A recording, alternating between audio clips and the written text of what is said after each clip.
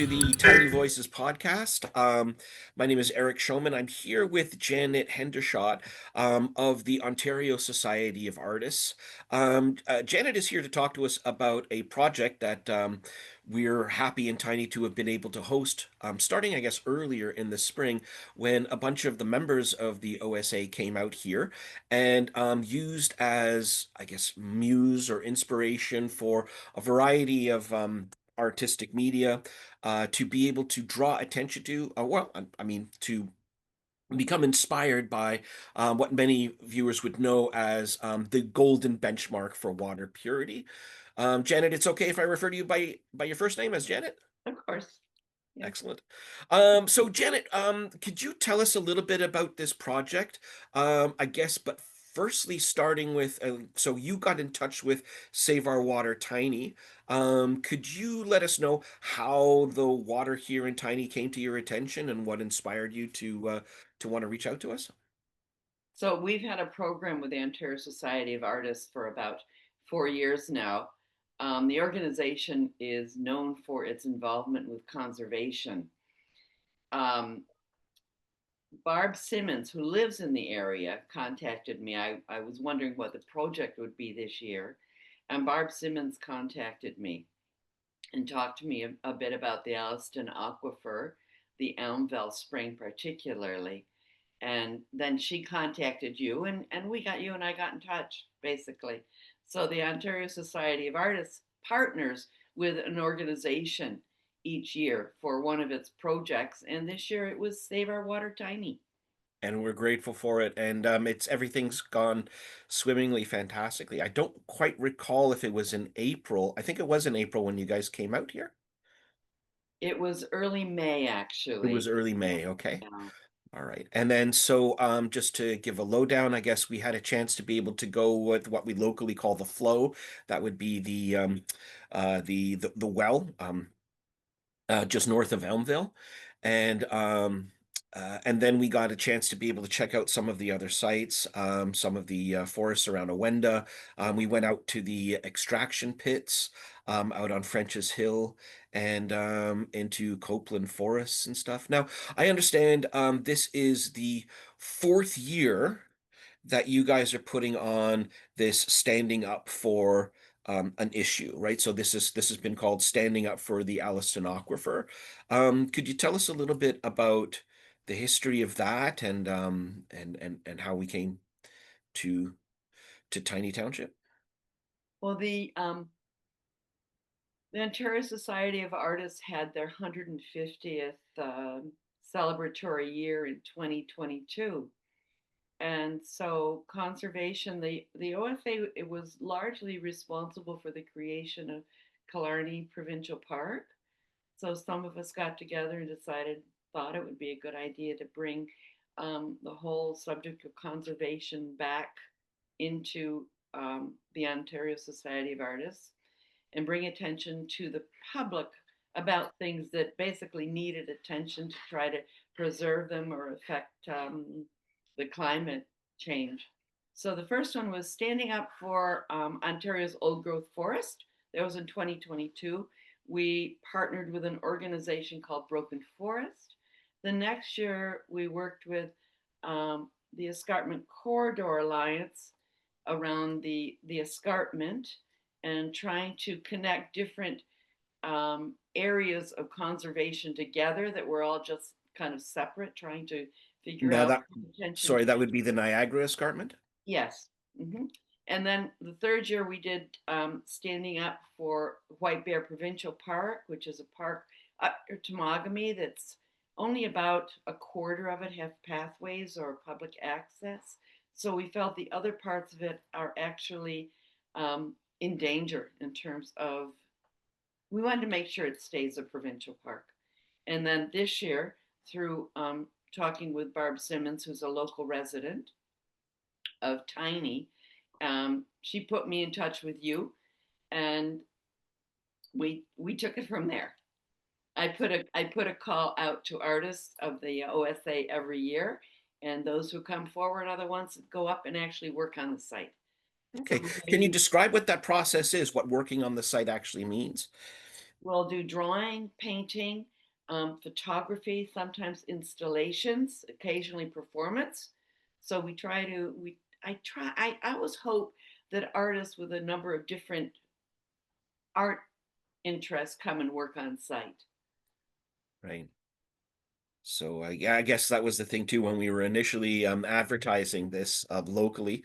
We were talking about advertising may not be the word promoting, right? Because we weren't trying to sell anything, but we did note, for instance, the possibility of sculpting and performance artists, but it was largely painting and photography, if that's correct. Oh, yeah, our performance artist, the main one that was there this year, decided she was going to do a painting. So Okay, that's fine.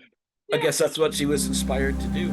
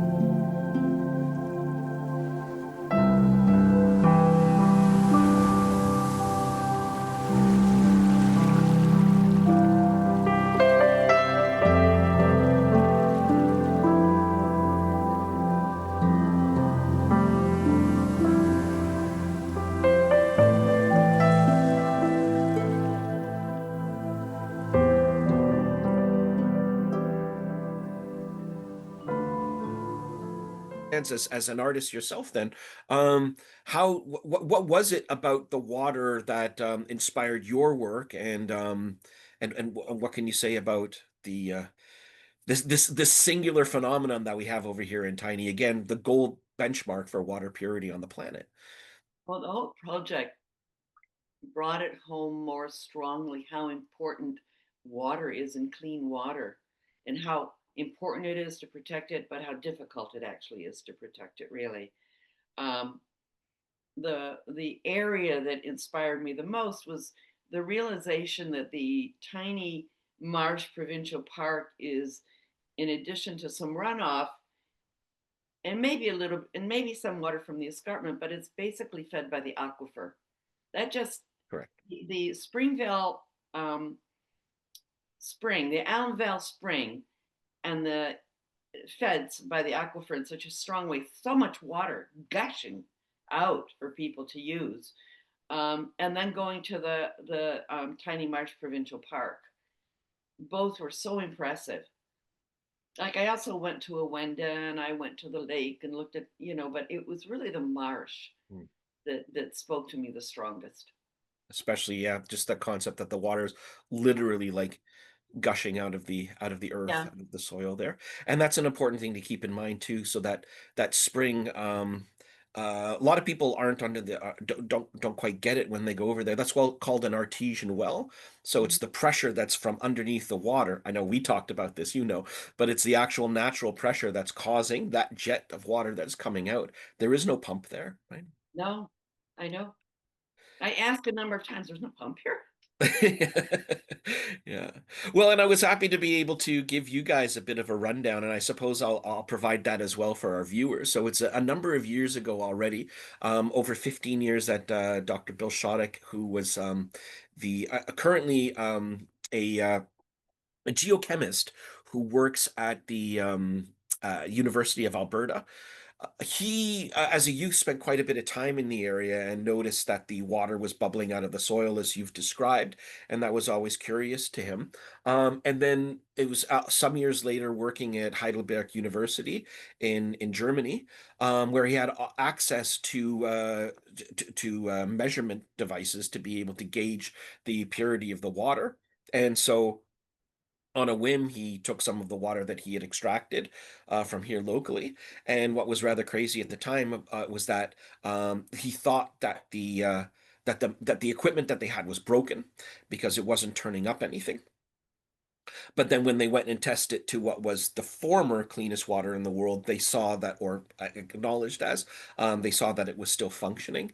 And so the level of water purity, and I'm not going to get too much into this, but it's enough to be able to say that it was so high and so different from anything that was discovered before it that it's required several new measurement types of equipment, including brand new lysimeters, which are the extraction tools from being able to get it out of the earth. And of course, when we're standing up for it, well, we have the fact that there are right at what's called the recharge zone in on French's Hill, two large gravel extraction facilities that are have the double whammy of taking out millions of liters of water a day while they're operating. Mm. And also, of course, I mean, this has not been established. That's what the current Huronia groundwater study is about, is to try to be able to find out what is the actual mechanism that makes it so pure, and the likelihood that it is related to at least the gravel that's being extracted is exceptionally high. So we have this, and we're sort of like people here in Tiny is as the stewards of something as amazing of that. And we kind of like often feel a little bit alone when we're sort of like trying to get the world to appreciate what's going on and what's at stake. So I, and certainly on behalf of everybody else at Save Our Water Tiny, we're very happy that that the OSA was able to come over and and do the work that you've ended up doing. How do you see I mean, I've been quite vocal in the community and stuff like that, but as somebody who's come in from outside the community and have had a chance, we went to, I mean, we're only allowed to stand at the gates and stuff. Otherwise, obviously, that would be, well, it would be a trespassing to go onto any of the properties without being invited. But having seen the operations there, knowing what's at stake, what, how does that make you feel, and how did that impact any of your work? Well, it's a bit of a double whammy that the very soil and rocks that clean the water are then extracted, taken out, and cleaned by a company, and then the silt goes back in and muddies the water, so to speak, and makes the animals in the area sick, ill.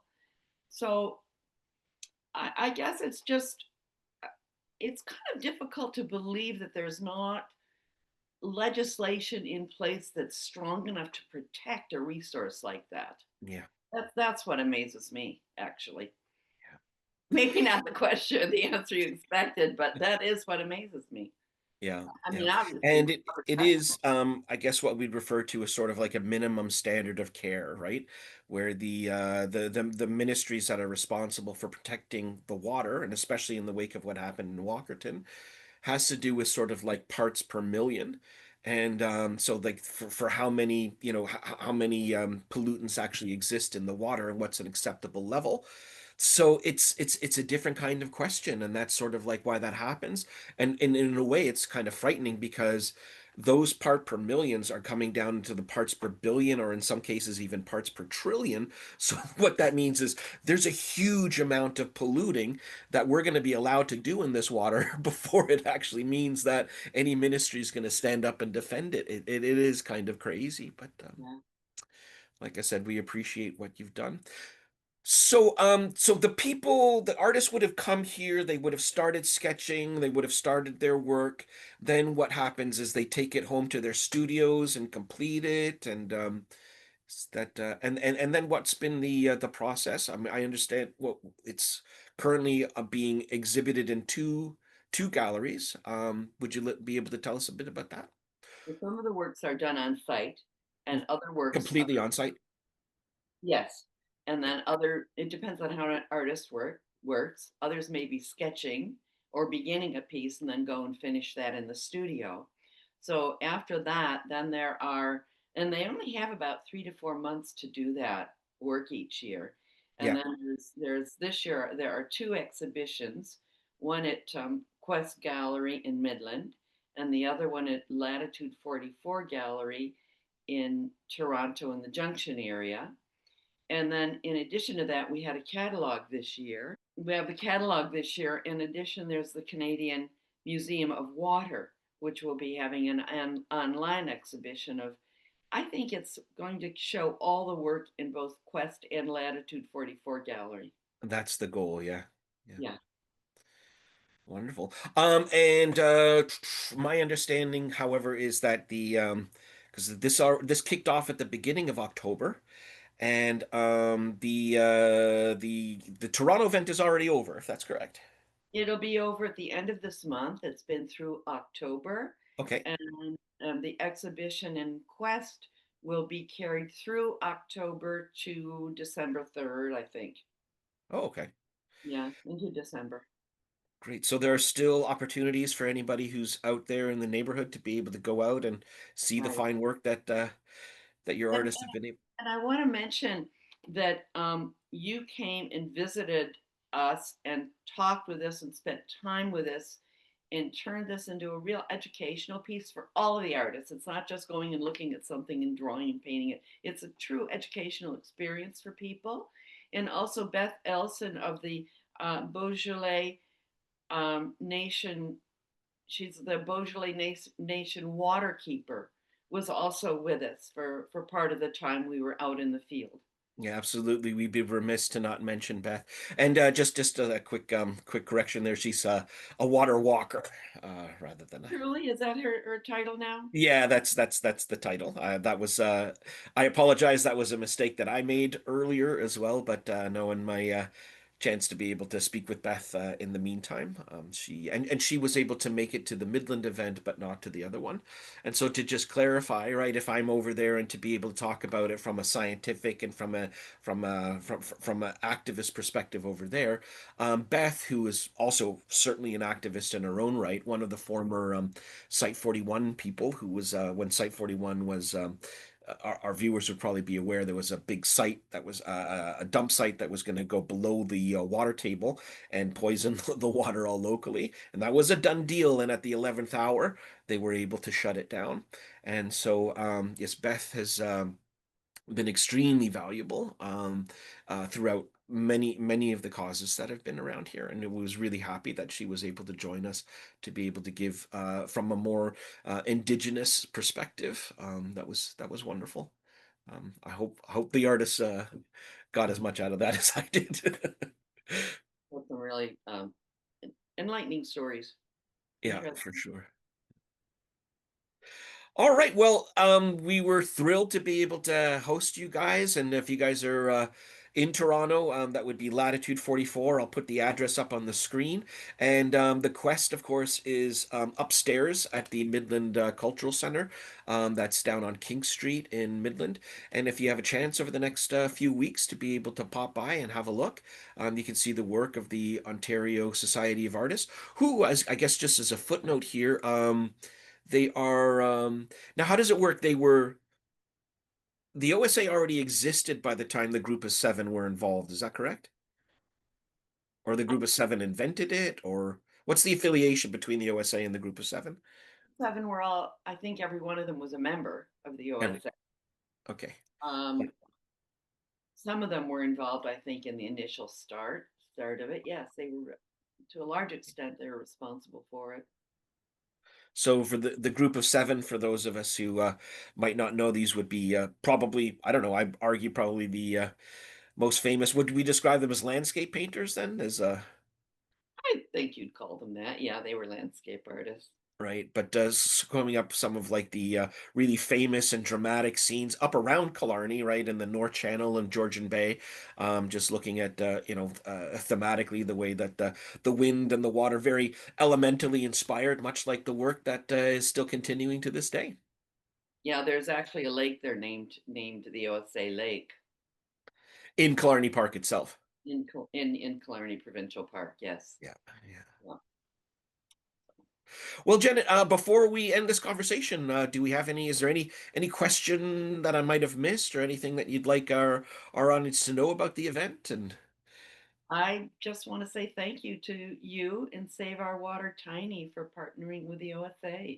It's been a really, I think, successful partnership and so educational for all of us. Wonderful. And I'd also like to then extend the thank you to, of course, you guys for coming out and expanding our reach into areas that we might not have otherwise gotten to with the message and doing it in such a beautiful, inspiring way. Although I loved some of the work we'll have a chance to be able to highlight if you get out there. It's not, some of it is, I would describe as confrontational. Um, you look at them and it's not, it's not just, it's there's the idea that there is beauty in nature that's in danger, and that there's something that has to be done about it, and that's certainly captured in some of the pieces. And then of course also a thank you to the Canadian Museum Water for their role so far, well, for our role. And yeah, thanks a lot, Janet, and I You're appreciate you taking the time to talk to us. you're more than welcome. Thank you. Bye.